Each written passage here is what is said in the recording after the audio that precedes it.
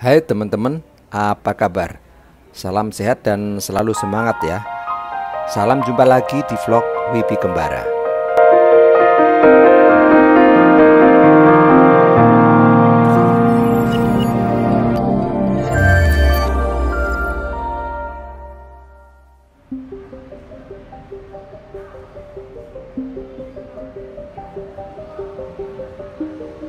Teman-teman, Museum Nasional Republik Indonesia atau Museum Gajah adalah sebuah museum arkeologi, sejarah, etnografi, dan geografi yang terletak di Jalan Merdeka Barat nomor 12 Jakarta Pusat. Museum ini merupakan museum pertama dan terbesar di Asia Tenggara. Saya akan mengajak teman-teman mengembara melihat koleksi Museum Nasional yang sangat berharga ini.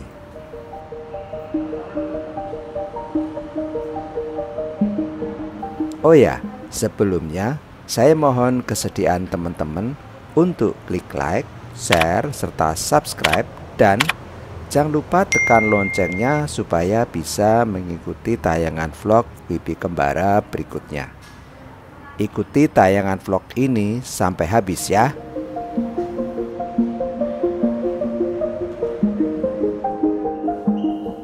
Museum Nasional juga dikenal sebagai Museum Gajah karena dihadiahkannya patung gajah berbahan perunggu oleh Raja Chulalongkorn dari Thailand pada tahun 1871 yang kemudian dipasang di halaman depan museum. Patung gajah diletakkan pada dudukan dengan desain gaya Bali dan ada tulisan dalam 4 bahasa, yaitu Belanda, Melayu, Arab, dan Jawa kuno.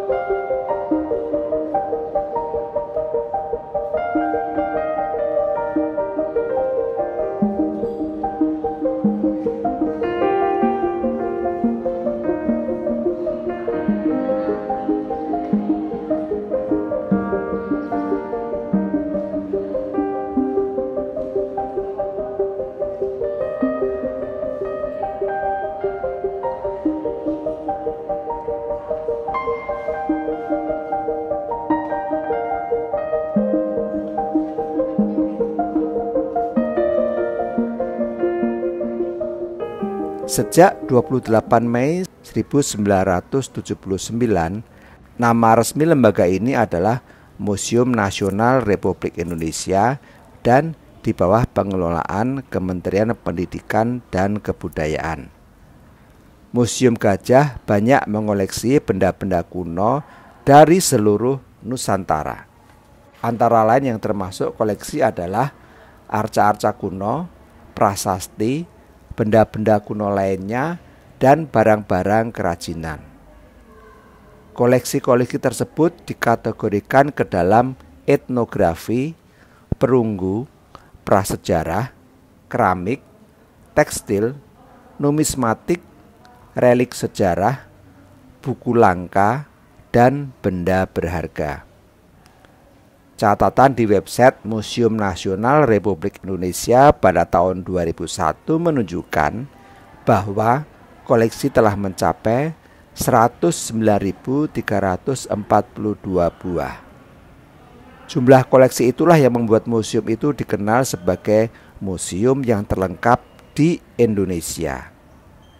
Pada tahun 2006, jumlah koleksi museum sudah melebihi 140.000 buah, dan hanya sepertiganya yang dapat diperlihatkan kepada khalayak.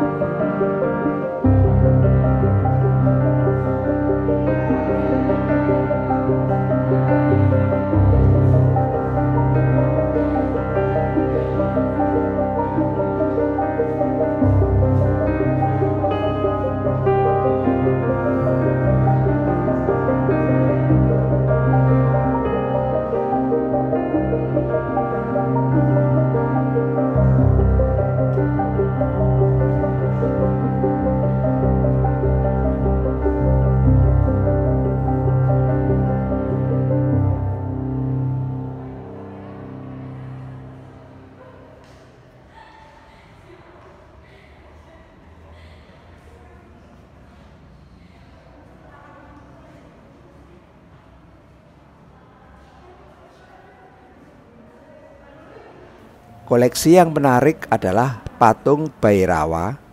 Patung yang tertinggi di Museum Nasional ini yaitu tingginya 414 cm. Merupakan manifestasi dari Dewa Lokeswara atau Avalokiteswara yang merupakan perwujudan Bodhisattva, pancaran Buddha di bumi. Patung ini berupa laki-laki berdiri di atas mayat dan deretan tengkorak, serta memegang cangkir terbuat dari tengkorak di tangan kiri dan keris pendek dengan gaya Arab di tangan kanannya. Diperkirakan patung yang ditemukan di Padang Roco, Sumatera Barat ini berasal dari abad ke-13 atau 14.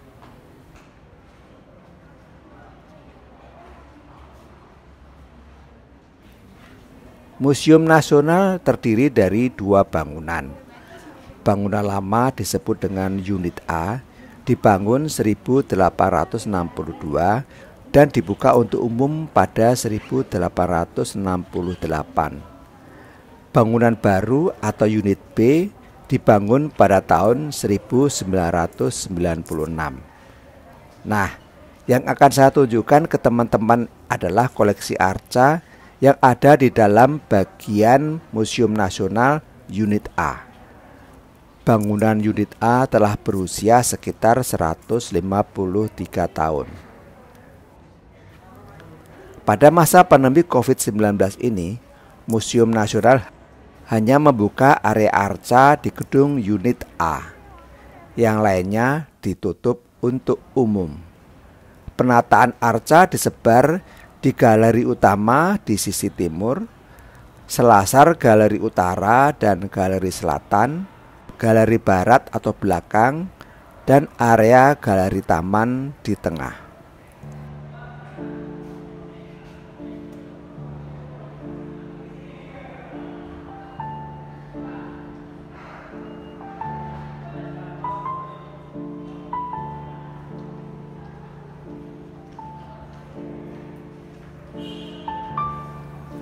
Selasar galeri utara. Koleksi arca yang ditampilkan di galeri ini berupa arca dan bagian bangunan dari masa klasik Indonesia, pengaruh Hindu-Buddha abad ke-13 hingga abad ke-15 Masehi.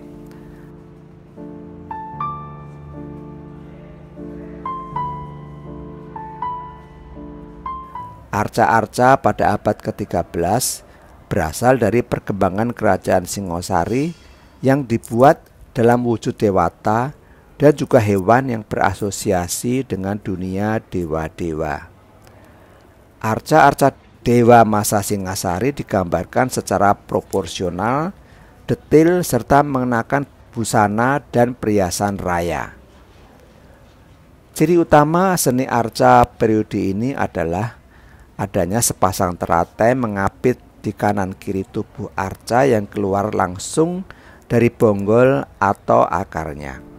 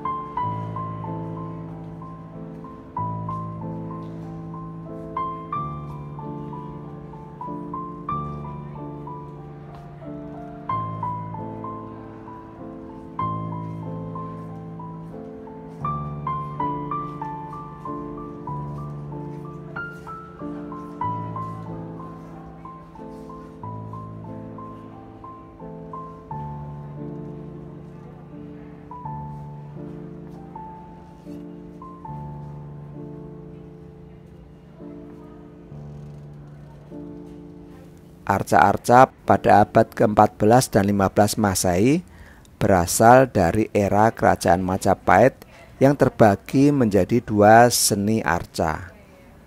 Seni arca abad ke-14 masih mempertahankan keindahan dan keharmonisan penggarapan dewata sesuai dengan mitologi dan ikonografinya. Sedangkan seni arca abad ke-15 menghasilkan arca perwujudan pemuliaan tokoh yang telah meninggal dunia, tidak lagi menggambarkan dewata, melainkan dewa raja. Raja sebagai jelmaan dewa yang digambarkan statis atau kaku. Dalam periode ini juga dihasilkan arca-arca grama dewata atau dewa-dewa leluhur, dewa yang tidak mengacu kepada agama Hindu dan Buddha. Relief dari abad ke-13 hingga ke-15 Masehi mempunyai ciri yang dipahati dengan berbagai hiasan hingga penuh. Figur-figur digambarkan ke arah samping dan dalam bentuk relief dangkal. Bagian bangunan candi yang penting adalah kepala kala, digambarkan mempunyai rahang bawah. Agaknya kesenian keagamaan yang berkembang di masa ini telah mengalami perkembangan tersendiri sesuai dengan alam dan kebudayaan Jawa kuno.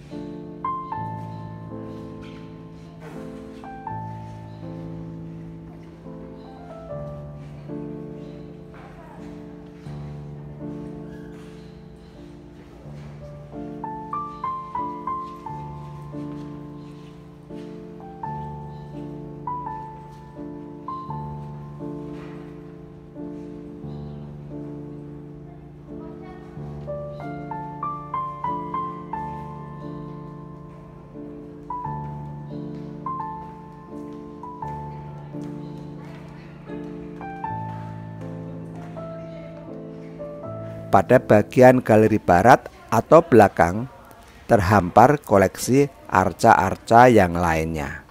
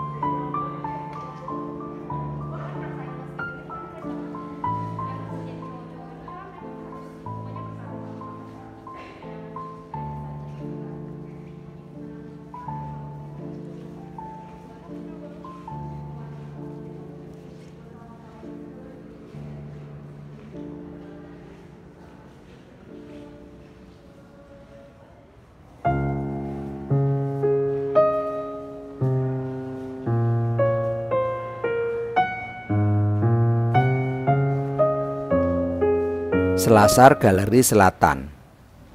Koleksi yang ditampilkan di galeri ini berupa arca dan bagian bangunan dari masa klasik Indonesia, pengaruh Hindu dan Buddha abad ke-8 hingga ke-10 Masehi yang berasal dari perkembangan kerajaan Mataram kuno.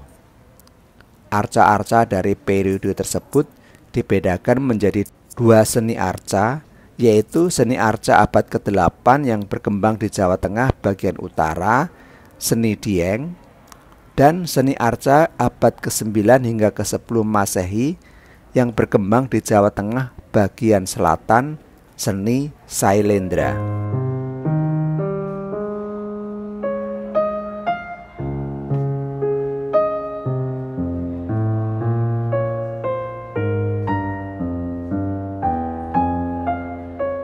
Arca-arca dibuat dalam wujud dewata atau hewan yang berasosiasi dengan dunia dewa-dewa. Ikonografi arca yang sesuai dengan aturan India masih sangat diperhatikan dalam periode ini. Seni arca Jawa Tengah Utara atau Dieng, ciri utamanya terletak pada hewan tunggangan dewa yang digambarkan dalam bentuk antropomorfik. Arca dewa masih mengenakan busana dan perhiasan yang sederhana.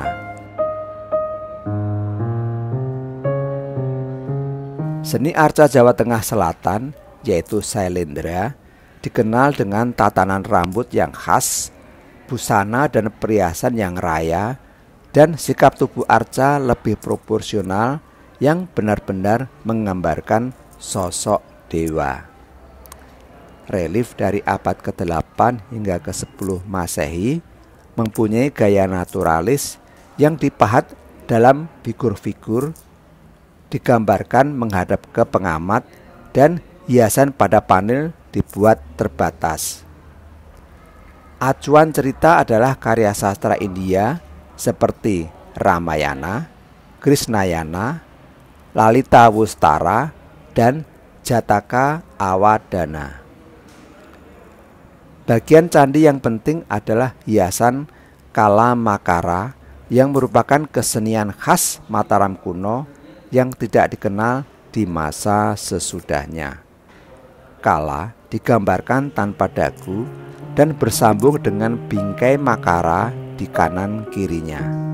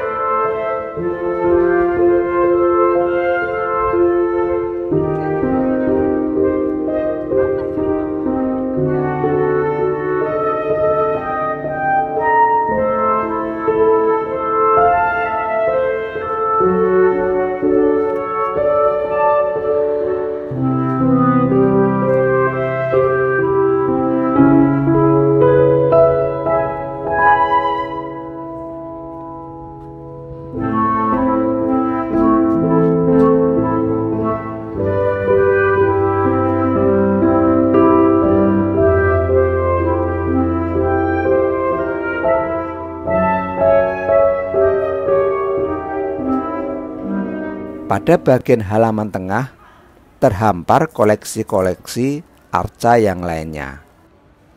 Pada umumnya berupa arca Nandini atau sapi, hewan yang sangat disucikan di agama Hindu. Juga terdapat arca tempat mandi.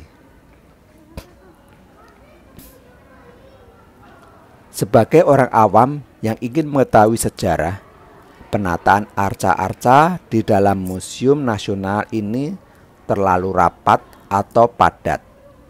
Koleksi benda bersejarahnya sangat kaya dan mahal, namun tidak disajikan secara mahal juga, sehingga tidak dihargai oleh pengunjung.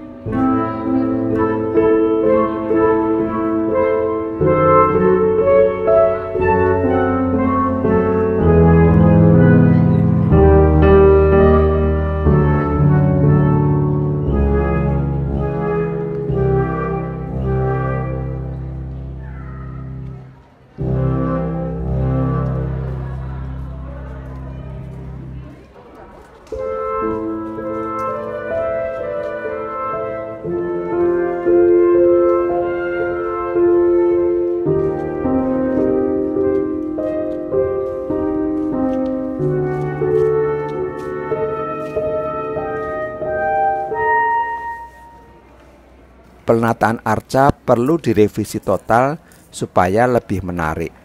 Dibandingkan dengan penataan barang-barang bersejarah di negara lain yang lebih maju, penataan di Museum Nasional ini juga kurang bagus.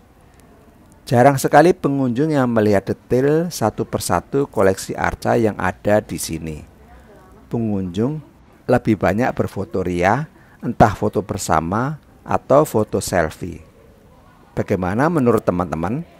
Silahkan memberi pendapat di kolom komentar ini ya. Sampai jumpa lagi pada vlog Wibi Kembara berikutnya. Tetap patuhi protokol kesehatan. Terima kasih.